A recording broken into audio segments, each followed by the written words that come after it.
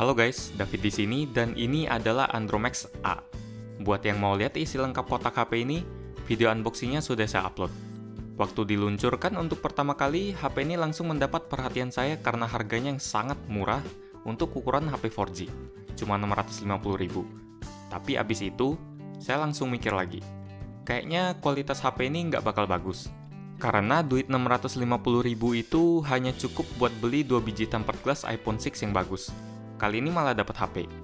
Jadi mau separah apapun kualitas Andromax A, saya nggak bakal protes banyak selama fungsi dasarnya berjalan dengan baik. Ayo kita inspeksi HP ini, mulai dari desainnya. Untuk HP dengan ukuran layar 4,5 inci, bodinya terasa panjang saat dipegang. Nggak heran, di bagian depan atas dan bawahnya ada ruang kosong yang berlebih. Tapi anehnya saya suka dimensi seperti ini karena panjangnya tetap pas di tangan. Tekstur yang melapisi bagian back covernya pun terasa lembut dan gak licin. Sepertinya Haier, sebagai vendor yang merakit HP ini memang ingin membawa tema Dove ke bagian belakang Andromax A. Sampai-sampai LED flashnya pun kelihatan seperti berkabut. Tapi tenang aja, lampunya tetap terang kok. Walaupun murah, saya nggak merasakan adanya kompromi di sisi desain dan build quality Andromax A. Posisi tombolnya mudah diakses, enak ditekan, dan overall, handling dari HP ini terasa oke. Bagian desain yang cukup unik dari HP ini adalah posisi lubang USB-nya yang ada di sebelah kiri. Sisanya sama dengan mayoritas HP-HP di pasaran. Salah satu kekurangan yang cukup terasa di Andromax A adalah layarnya yang sama sekali nggak bisa dibilang bagus. Dengan ukuran 4,5 inci dan resolusi 854x480 pixel, layarnya hanya menghasilkan kerapatan 217 pixel per inci. Tapi bukan itu masalahnya. Soalnya mata kita juga oke-oke aja waktu disuruh pakai BB Gemini yang PPI-nya cuma 163. Masalahnya adalah warna yang dihasilkan layar ini benar-benar kusam. Sama sekali nggak menarik. Viewing angle-nya juga buruk kalau dilihat dari bawah dan atas. Kalau dari kiri dan kanan masih enak. Untungnya Haier sudah menyematkan teknologi SVI ke Andromax A, sehingga layarnya masih enak untuk dipakai di bawah sinar matahari.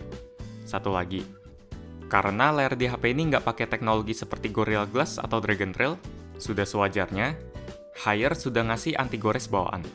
Yang walaupun mudah minyakan, tapi penting buat lindungin layar aslinya biar tetap mulus. Sentuhan bagus. Di bagian mesin, Andromax A menggunakan prosesor basic Snapdragon 210 quad-core, GPU Adreno 304, RAM 1GB, memori internal 8GB yang bisa diperluas pakai microSD sampai 32GB, baterai 1950 mAh, kamera belakang 5MP, dan kamera depan juga 5MP. Semua komponen itu digunakan untuk ngejalanin sistem operasi Android 5.1 Lollipop di HP ini dengan lancar. Harusnya. Tapi ternyata speknya belum cukup kuat. Untuk ngejalanin aktivitas santai kayak browsing sosmed, baca berita, denger Spotify, nonton YouTube, HP ini masih berjalan lancar. Walaupun masih ada sedikit lag, tapi itu wajar. Kualitas suara buat teleponan juga oke, walaupun belum pakai fitur VoLTE yang jadi andalan smartfren buat ngejual HP ini. Kalau pakai VoLTE, suaranya bakal lebih jernih lagi.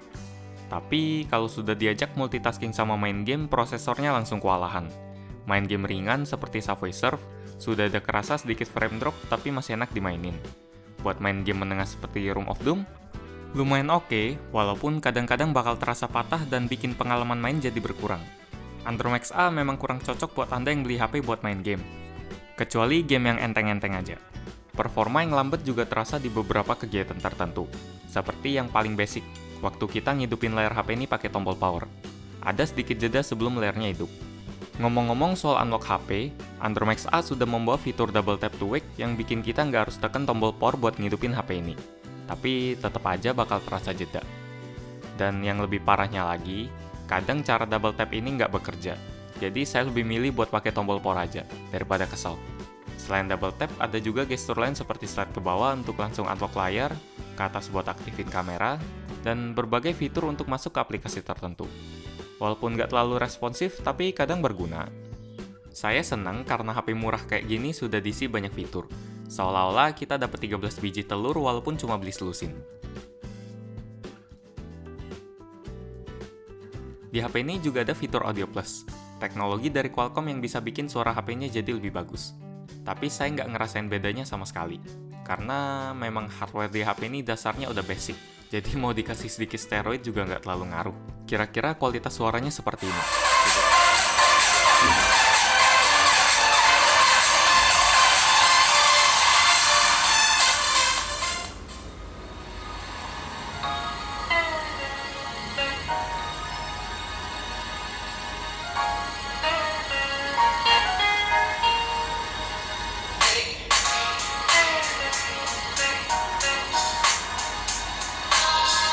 Bagaimana dengan kamera? Resolusi 5 megapiksel buat kamera depan dan belakang kayaknya kelihatan menarik. Karena biasanya kamera depan buat HP semurah ini paling banter cuma dapat resolusi VGA. Untuk hasil fotonya sendiri nggak mengecewakan. Bahkan sejujurnya saya nggak bakal kecewa asal apa yang difoto masih jelas. Warnanya nggak kusam, bahkan cukup cakep. Tapi bagian lainnya memang serba terbatas, seperti detail, dynamic range, dan fokusnya juga agak lambat. Bahkan kadang nggak dapat fokus, jadi hasilnya kelihatan blur. Hasil foto low light-nya juga masih nunjukin suasana dengan baik. Untuk selfie, not bad.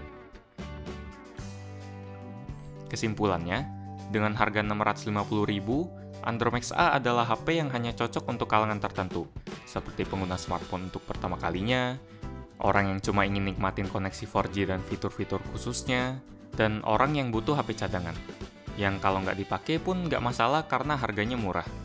Untuk keperluan senang-senang seperti main game, nonton film, dengerin musik, atau nongkrongin HP ini seharian buat sosmed, rasanya kurang cocok karena layarnya kurang nyaman dipakai lama-lama, dan performanya juga pas-pasan. Kalau punya duit lebih, saya lebih nyaranin buat beli Andromax E2 Plus yang harganya sejuta pas, yang sudah pernah saya review dan isinya sangat positif. Tapi kalau memang budgetnya udah pas, Andromax A bukan pilihan yang jelek karena sudah bisa menyelesaikan apa yang diharapkan. Demikian review gadgetin untuk Andromax A. Like jika Anda suka dengan video ini, dislike jika tidak suka, dan jangan lupa untuk komen, share, dan subscribe bagian yang belum. Terima kasih sudah menonton dan kita ketemu lagi di video selanjutnya. Yo!